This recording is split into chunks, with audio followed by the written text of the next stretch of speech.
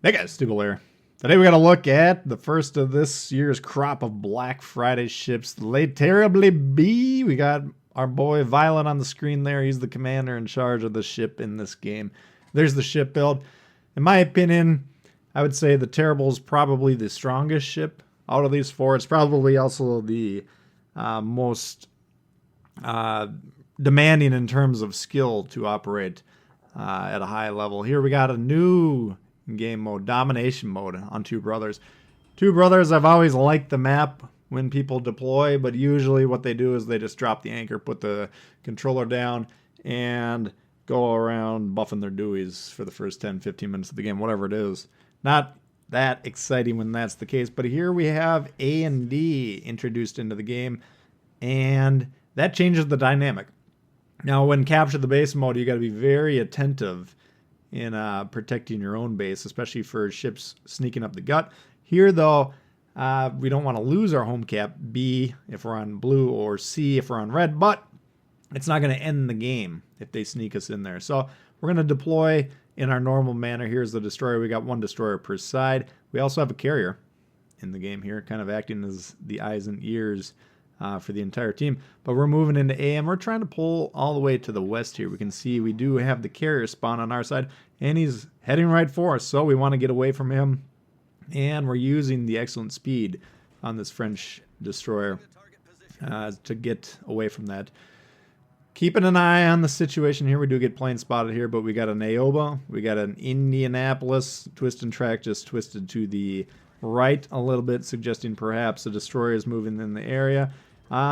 Luckily for us, the carrier elects to bomb battleships sitting in the back. It's kind of the same effect as when battleship players or whoever else in your team ignores destroyers, ignores cruisers, and goes straight for the battleship. Yeah, you might get some damage. They might be a little bit easier for you to hit, but in terms of actually winning the game, not that effective. Here, I'm in a ship. I got no smoke, and I got no real way to protect myself, especially not if we get these cruisers back here supporting the carrier once he spots us. If he keeps flying over us, we don't really have a great way to stop that. The AA on the ship, it's not great. It's not that big of a deterrent for these carriers to just basically permanently spot us. So going ahead here, we're noticing that we get potentially a few free shots in the Aoba.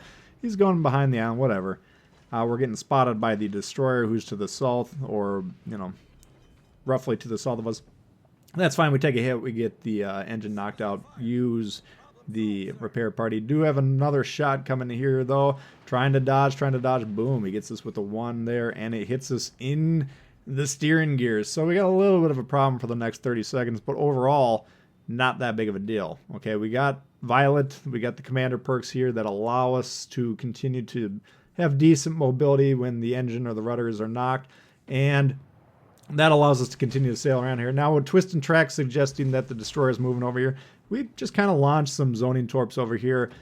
Gorky on the friendly team here, he's going to wind up blocking them. Now if this is the PC version where you can hurt your own teammates, this is a very bad destroyer play. You would never want to launch behind your teammates like this. He would have been dead right there. We would have gotten the penalty for team killing. And even though we might be upset with him, oh, he blocked the torps, that's on the destroyer. But in our version of the game, Legends, we don't have team damage, so no harm, no foul. But we can't get mad at the Gorky for blocking. You would never expect a player on your team to be watching behind them for destroyers that are playing behind the cruisers. Are they launching torps or not? That's not anyone's responsibility. So don't ever get mad if your teammates block your torps. Yeah, it's a little bit frustrating, but that's a low percentage shot that we're taking anyways. But check this out. We got Atlanta, we got Indianapolis, and those are dangerous ships. We're already down a destroyer. And now, luckily, the Mahan whacks the Gwep on the other side of the map and takes him out. And the Atlanta goes down as well. So a nice swing there. We were down a ship previously a moment ago, but now we're up. Getting plane spotted again, but once again, the carrier's electing to ignore the exposed destroyer who can't protect themselves. So we continue to push in here. And what's this? We got the Kiev popping up here. We got the HE loaded. We're going to go ahead and get some shots off. And I'm expecting, if I'm the Kiev, okay, I'm going to gun forward. So look where we're launching. We're right at the edge of that island. He drops the smoke. Okay, disengage. We can't see him anymore. Yes, but he should expect torps. And if we're aiming on the indicator, we would have probably actually launched behind him. So if I'm that destroyer, I gun forward. And I don't know if he did that and he actually sailed past those torps and missed them, or he just never bothered to dodge. But nevertheless, the torps go by him, you know, without hitting him. So that's fine. Now we got a guy on B. Now I'm kind of mentally conditioned on Two Brothers to be hyper focused on defending the base, okay? Because this is one of those capture the base mode maps where if you're not paying attention to the base, you're going to lose a lot of games where you're up a lot of ships. All right, so I'm seeing the guy on B here, and I'm like, okay, someone's got to get back there. And he might be going for that carrier. You can see the carrier is unprotected. Everyone on the team is actually deployed quite well, and it would be glorious if we ever saw capture the base mode players play this map this aggressively. But nevertheless, we're going to go back to try and defend that B cap. Indianapolis. Now, normally, do we want to be open water gunning cruisers like this? No. But had you seen the games that I've been playing previously to this one, you probably understand the reason I don't have a lot of faith in my teammates during this particular game. So we're just going to be gunning here. We're going to say, okay, let's get this guy down. And the teammates are doing a good job shooting him, but we're chiming in here with the guns. He's more or less broadside. We're getting decent damage with this HE. And between our shots and the teammate shots here, we're going to pepper him down, and boom, down goes the Indianapolis. So we've removed the Atlanta radar cruiser. We've removed the Indianapolis radar cruiser. We've gotten rid of a destroyer. And look on the map. We can see the other destroyer there. Sailing all the way down into Timbuktu in the southwest there. You might be saying to yourself, well, why aren't we countering that destroyer? Well, capture the base mode, we always want to kind of consider the area around the caps is the relevant part of the game. Where that guy is irrelevant. He's not doing anything.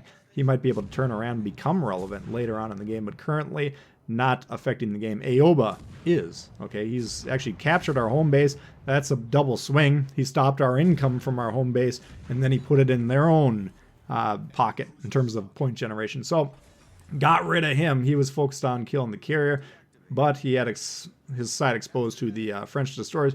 French destroyer AP, brutal against these cruisers when they're broadside. Doesn't really matter the range a lot of times. Go ahead and be firing these AP shells whenever you get the opportunity to hit those cruisers. You're going to be doing a lot of damage. So now we've moved back into B here, the cap that we started with. We, of course, still have A. That's not really contested at this point in time. You can see we do have a battleship pushing towards the carrier's last known position and pushing towards the destroyer's last known position. But they're going to have to sink him before they even start to think about getting on A. So we got a little bit of time to work with here. 4v4 in terms of ships here. We're up, I don't know, about 35 points, give or take.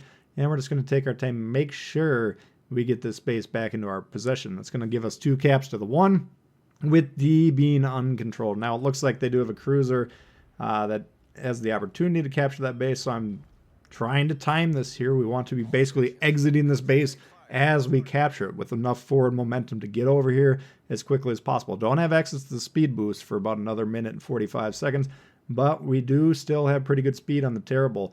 Very speedy, fast destroyer over here. And we're going to try and get over here. One of the ships, basically these cruisers that were over here, traded themselves. And now we got the carrier and the destroyer down in the southwest. And then it's me versus the Gorky. Now I'm thinking to myself, all right, here's the situation. Number one, I'm watching the Gorky turn off of D, which I lose respect for that play. But I don't know, maybe he was angling against torps or maybe he had a different reason. But now we're watching him on the map turn back into D. So I'm thinking, okay, well, now it seems like he's once again trying to win the game. And we'll see how he reacts. But what I'm going to do, you see that big tall island there? Basically, that's going to be in between me and the Gorky. I want to close the distance on that because I'm going to try and keep that island between me and the Gorky as I close in on him.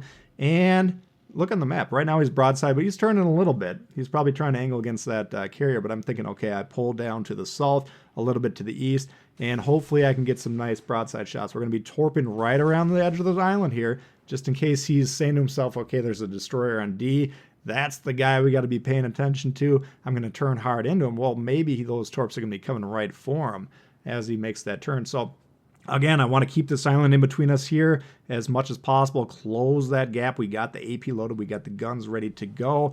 And I'm hoping, just come right around the bend, show that broadside. Gorky we can chew up. Maybe 2 pulls of the trigger, he'd be dead if he comes around broadside. But he's kind of, well, the carrier's hitting him with torps. He's attacking him. So maybe that's throwing him off. And now he sees our torps over here. We're getting spotted somehow. I don't actually, 4 kilometers away. I guess we're getting spotted over the edge of that island.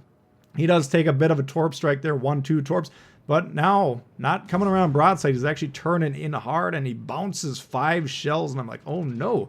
He's actually countering this play, but we get 1 in there, and now we're just coming right for him. Okay, we know he's trying to torp because he's not shooting. Why aren't you shooting, man? 2 pulls of your trigger, I'm already dead. Widespreads. What? Come on, man. Now we flash to the broadside, and watch this. We're going to tear him to shreds. Do not do this.